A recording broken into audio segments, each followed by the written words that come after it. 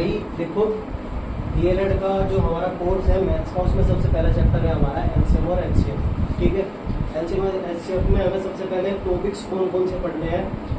इसके अंदर सबसे पहला टॉपिक है अपवर्तीय, फिर उसके बाद अपवर्तक, समापवर्तीय, लघुत्तम समापवर्तीय, समापवर्तक, महत्तम समापवर्तक, अभाज्य गुणनखंड, और फिर उसके बाद प्रैक्टिस क्वेश्चन। ठीक है, सबसे पहले हमें देखना कि अपवर्तीय क्या होता है। सबसे पहला टॉपिक है अपवर्तीय। अपवर्तीय का सिंपल मतलब है मल्टीपल। जैसे कि अगर मैं एग्जांपल लूं, एक का अपवर्तीय क्या होगा, एक की जो टेबल है वो सिर्फ टेबल लिख देंगे मैं, 1 2 3 4 5 6 इस तरीके से। ठीक है, ऐसे ही 2 का हमारा अपवर्तीय क्या होगा, 2 एकम 2 2 दूनी 4 2 3 6 8 10 12 इस तरीके से। ठीक है, 3 का अपवर्तीय क्या होगा, 3 का अपवर्तीय होगा 3 6 9 12 15 इस तरीके से। ऐसे ही किसी भी नंबर का अपवर्तीय इस तरीके से निकलता है, उसका ही टेबल हमें पढ़ देना है। ठीक है, जैसे कि अगर मैं 10 का करूँ, अपवर्तीय क्या होगा 10 का अपवर्तीय है 10 20 30 40 50 इस तरीके से 10 की टेबल पढ़ देनी है। ठीक है, अपवर्तीय का मतलब है मल्टीपल, एक का मल्टीपल। ठीक है, एक का मल्टीपल 1 भी है, 2 भी है, 3 भी है, 4 भी है, 5 भी है, 6 भी है। ठीक है, इस तरीके से पहला टॉपिक होगा क्लियर। अपवर्तीय क्या होता है। अगला टॉपिक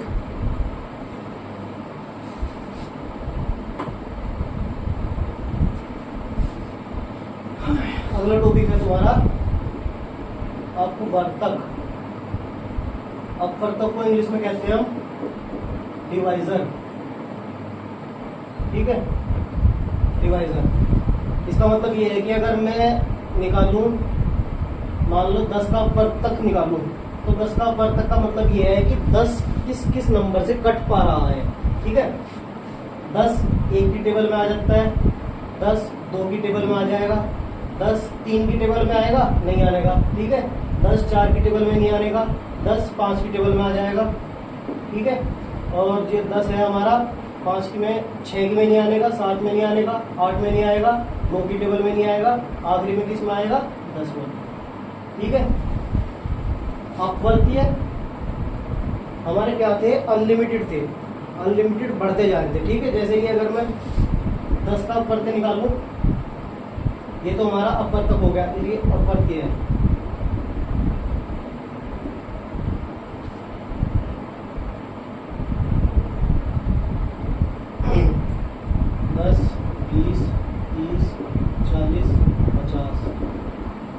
इन्फिनिटी तक जा रहे हैं। ठीक है, इन दोनों में अंतर सिर्फ यही है कि ये जो अपवर्तक होते हैं लिमिटेड, अपवर्तीय होते हैं अनलिमिटेड। ठीक है, जिस नंबर का अपवर्तीय निकाल रहे हो वो उससे स्टार्ट होगा, उससे बड़े बड़े नंबर तक होता हुआ चले जाएगा। और अपवर्तीय क्या होगा, अपवर्तक होगा कि वो छोटे से छोटे नंबर से स्टार्ट होगा और एंड में जो नंबर हमने जिसका निकालना है उसी नंबर तक आगे खत्म होगा। बस इसमें एक डिफरेंस है। ठीक है, जैसे कि एक चार्ट के रूप में दिखाऊंगा मैं बना के, 10 है, लेफ्ट साइड में छोटी संख्या होगी, राइट साइड में बड़ी। ठीक है, इस साइड में होगा तुम्हारा अपवर्तक, इस साइड में होगा तुम्हारे अपवर्तीय। ठीक है, अपवर्तक क्या हो गए, 1 2 5 10 इस तरीके से। ठीक है, अपवर्तीय क्या हो गए, 10 20 30 40 50 इस तरीके से। ठीक है, अपवर्तक और अपवर्तीय समझ में आ गए। अब इसमें क्या है, समापवर्तीय। समापवर्तीय पढ़ेंगे।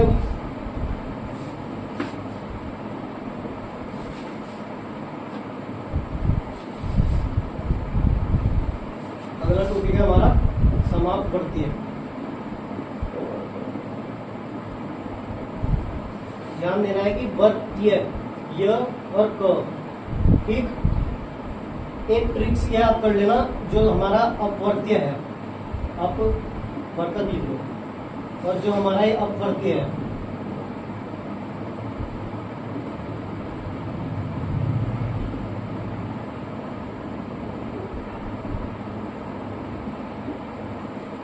इसके लास्ट में क्या आ रहा, इसके लास्ट में ये आ रहा है, ठीक है। क्या वर्णमाला में सबसे पहले आता है और ये लास्ट में आता है, ठीक है। तो कोई भी नंबर है यहाँ, मान लो 10 है, तो 10 से पहले जो नंबर आएंगे 1 2 5 10, ये 10 से छोटे नंबर जो हैं, 10 से पहले के नंबर है वो अपवर्तक होंगे, और 10 से बड़े जो नंबर होंगे 10 20 30 40 50 इस तरीके से वो हमारे होंगे अपवर्तीय। इस तरीके से याद कर सकते हो तुम, ठीक है। यह मतलब लास्ट और 10 के बाद के, इस तरीके से याद कर लेना।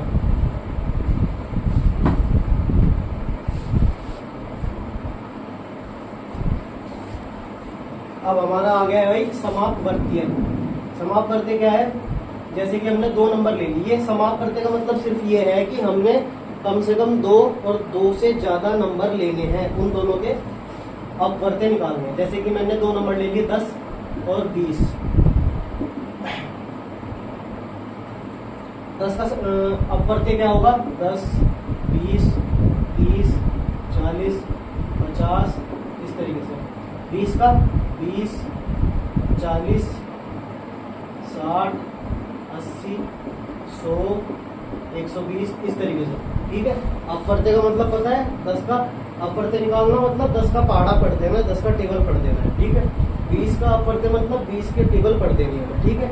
अब ये अपवर्तीय है, ये अपवर्तीय है, ठीक। अब हमें समापवर्तक निकालना है। इस अपवर्तीय और इस अपवर्तीय को जोड़ के क्या बना, समापवर्तीय, ठीक। समापवर्तीय क्या निकला इन दोनों का, समापवर्तीय 10 और 20 का क्या निकला, इन दोनों में जो कॉमन है, जैसे 20 हो गया, जैसे 40 हो गया, जैसे 60 70 80 90 100, जैसे 60 हो गया, ठीक है। जैसे 80 हो गया, जैसे 100 हो गया। तो इन दोनों का समापवर्तीय क्या हुआ, 20 40 60 80 100, और ऐसे ऐसे बढ़ते चले जाएंगे, ठीक है। अब समापवर्तीय समझ में आ गया। समापवर्तीय के बाद अगला जो हमारी टर्म आती है लघुत्तम समापवर्तीय। अब इसका समापवर्तीय तो ये है, 10 और 20 का समापवर्तीय ये है, और अगर मैं लघुत्तम समापवर्तीय निकालूं, लघुत्तम मतलब सबसे छोटा, तो सबसे छोटा इनमें से कौन सा है, ये 10 और 20 का लघुत्तम समापवर्तीय क्या आया, 20, ठीक है। इतनी बात समझ में आ गई।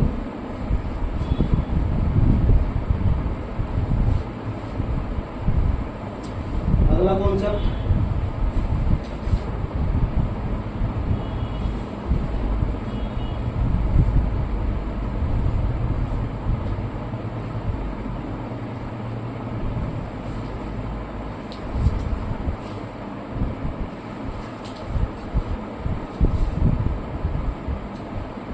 हमारा अपवर्तीय हो गया, अपवर्तक हो गया, समापवर्तीय हो गया, लघुत्तम समापवर्तीय हो गया, ठीक है। अगला जो हमें टॉपिक पढ़ना है समापवर्तक।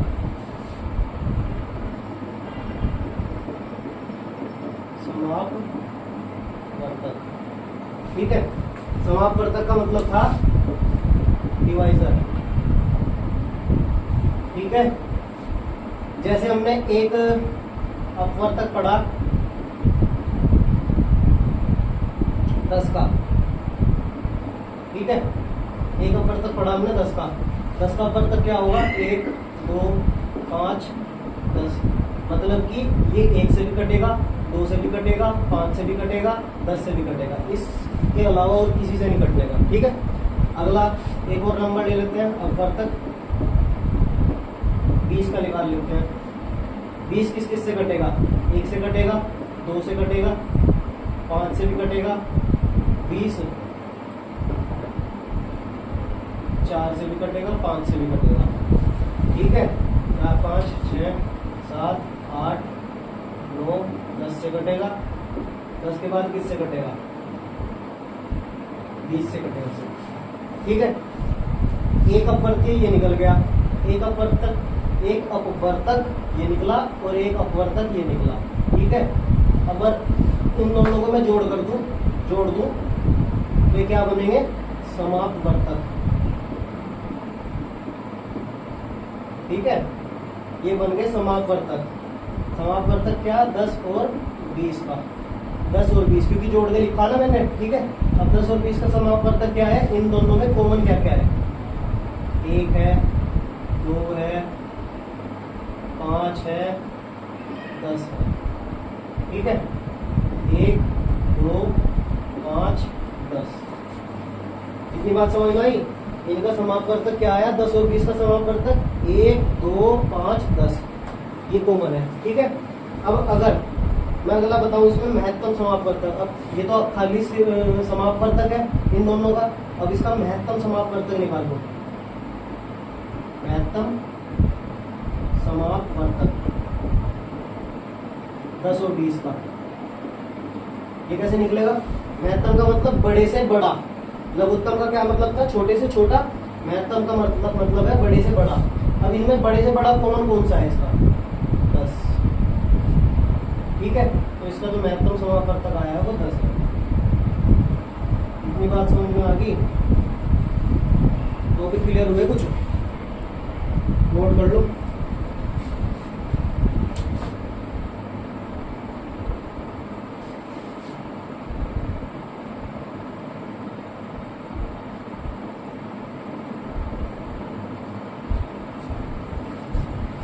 समापवर्तक कंप्लीट हो गया हमारा, महत्तम समापवर्तक यानी कि HCF कंप्लीट हो गया।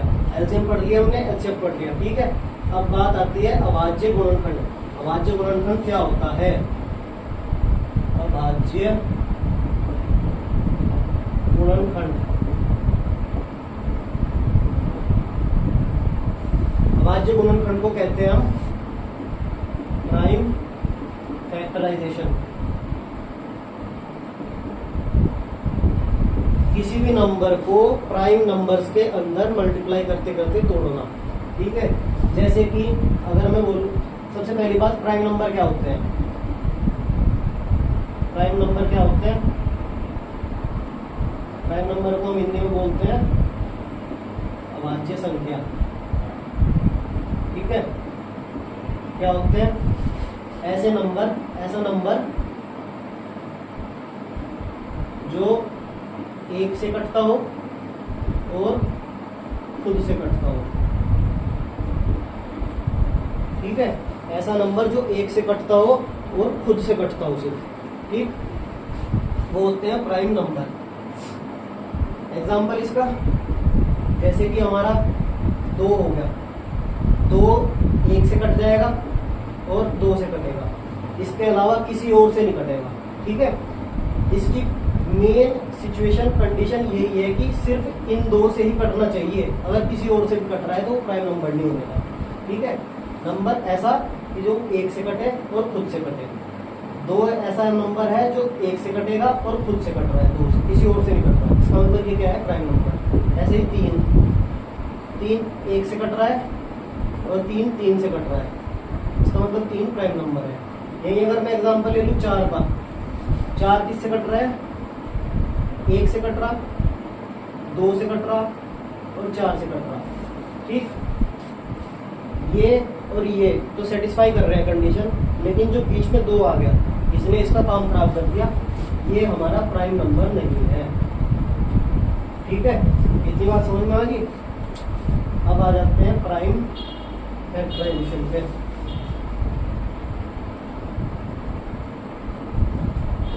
प्राइम फैक्टराइजेशन, सबसे पहले तो प्राइम नंबर जान लो कौन कौन से हैं, छोटे मोटे तो जान ही लो स्टार्टिंग के।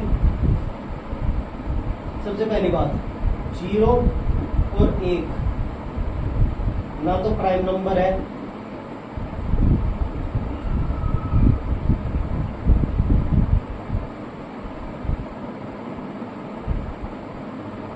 कंपोजिट नंबर, मतलब भाज्य और अभाज्य दोनों ही नहीं है ये, ठीक है। तो इन दोनों को तो लिस्ट में से हटा दो।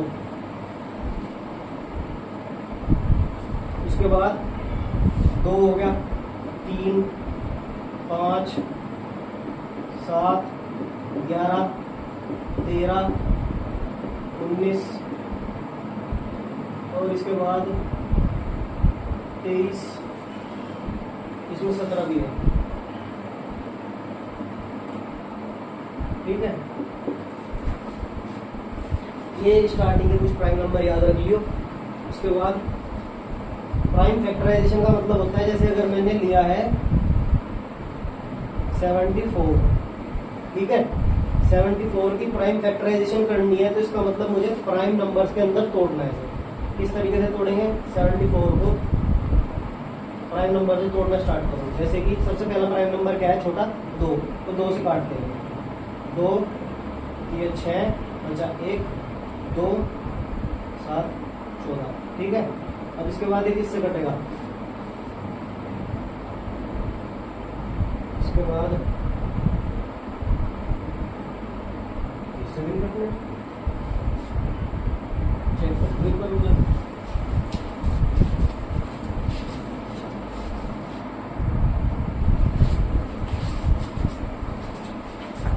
ठीक है, 27 से 37 से, ठीक है। ये भी प्राइम नंबर, ये भी प्राइम नंबर, बाकी मेरे ध्यान नहीं देंगे मैं आप। एक और एग्जांपल ले लो, 64, इसको प्राइम नंबर में तोड़ना, 2 या 6, 2 2 4, 2 कम 2 ये बचा 1, 2 6, 2 8, 2 4, 2 2 2, ठीक है। तो 64 को प्राइम नंबर में तोड़ा, 1 2 3 4 5 6, 2 into 2 into 2 into 2 into 2 into 2, ठीक है। 1 2 3 4 5 6, 2 की पावर 6, इसको तोड़ दिया हमने प्राइम नंबर में, ठीक है। 2 जितनी बार आ रहा है उतनी इसकी पावर लग गई ऊपर, ठीक है। अगला एक और नंबर लो, अगर मैं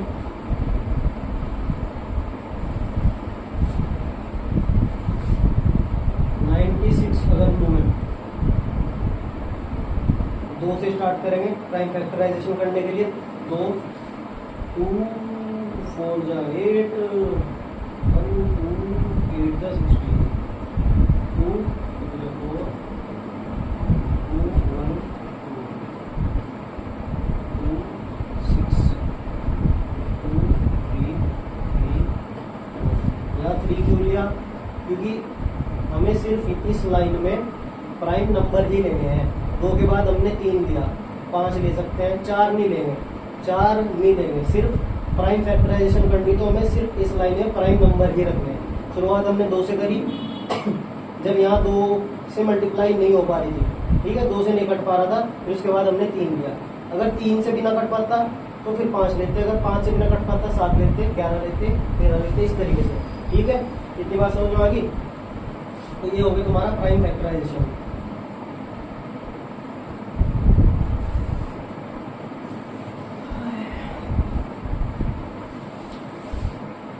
थ्योरी तो तुम्हारी कंप्लीट होगी, बाकी क्वेश्चन मैं अभी करवा दूंगा फिलहाल। Thank you.